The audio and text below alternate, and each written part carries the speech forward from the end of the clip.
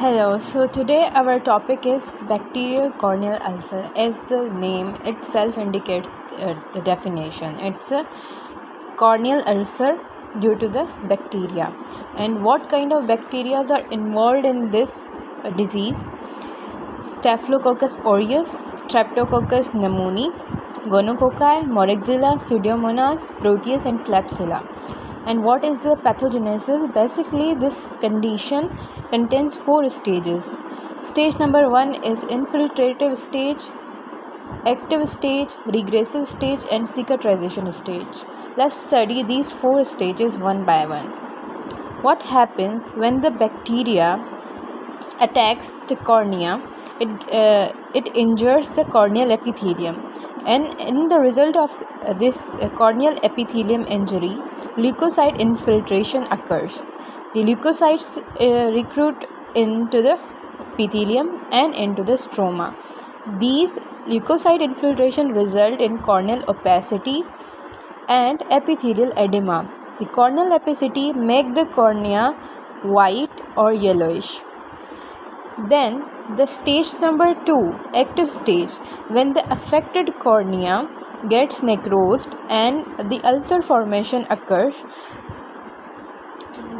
Here the clinical appearance of the cornea looks like it from the yellow and white it turns into greenish white swollen cornea, and patient will complain of pain, photophobia, lacrimation, hypopyon, uveitis, and blepharospasm. Next to the active stage, we have regressive stage.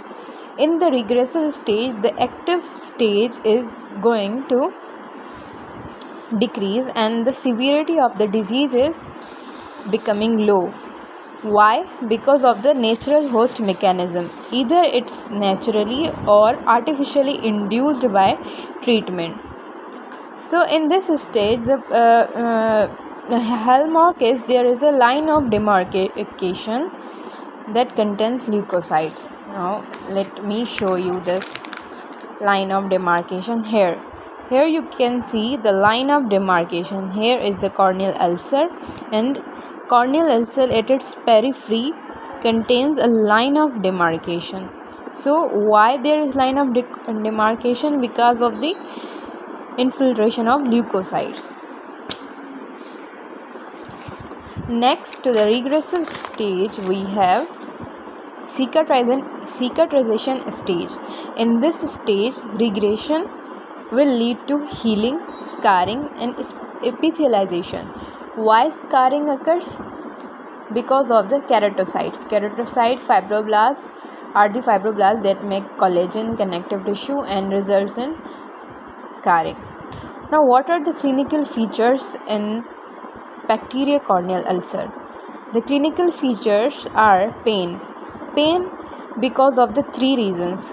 There is involvement of corneal nerves, there is spasm of ciliary body, and there is increased intraocular pressure. Okay, and why there is increased intraocular pressure? Because of the secondary glaucoma. Next to the pain, we have blurred vision. Why? Because of the ulceration and edema.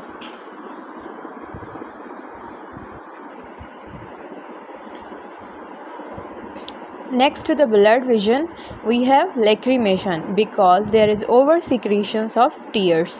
Photophobia due to increased sensitivity of light.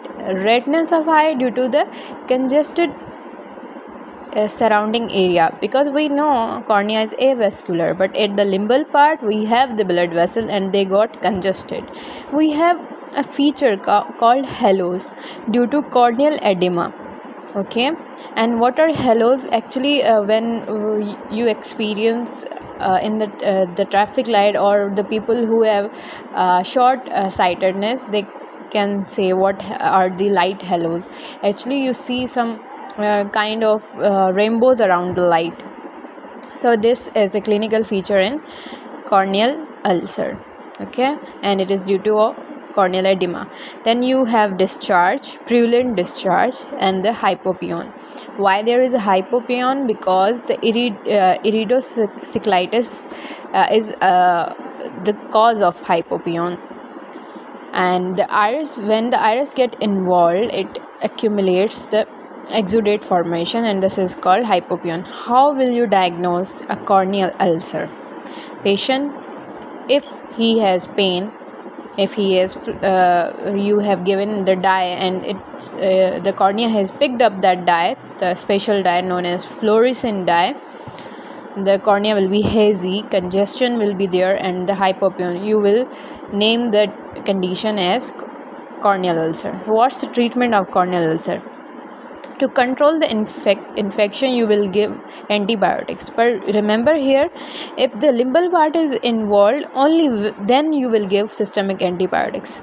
Other than, if the limbal part is not involved, systemic antibiotics are not beneficial, because there is no blood to the cornea.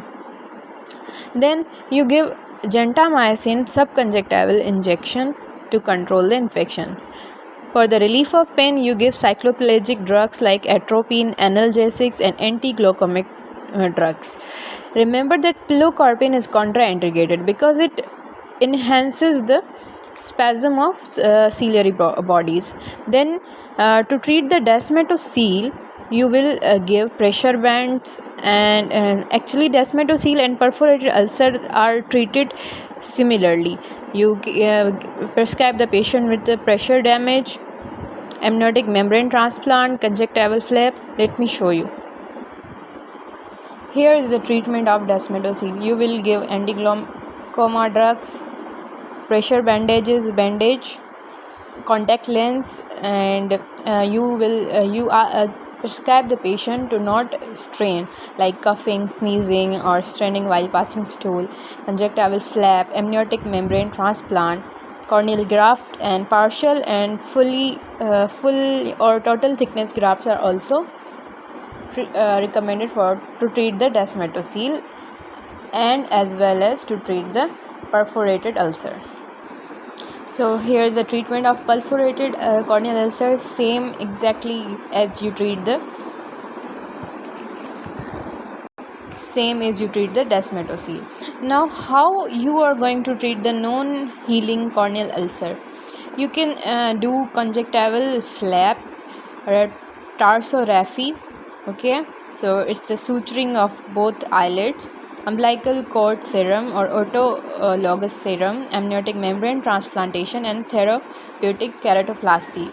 All these 5 things you can do for a non-healing ulcer that is not going to the cicatrization stage. There is no healing or scar forming. Okay. Now, one thing to remember, that steroid therapy is very controversial. Okay, so you have to avoid it. And when you apply the pad, you should know that pyogenic ulcers, by using the pad, they enhances, because the pad provides warm atmosphere and promotes the growth of the bacteria. Now, what are the complications of corneal ulcers? You can get toxic iridocyclitis. Okay, this is the anterior uveitis involved, in which the inflammatory cytokines are released. You can also get secondary glaucoma, descemetocele already discussed, and you can have corneal ulcer perforation, and this will lead to certain conditions. Let's study them. Iris prolapse.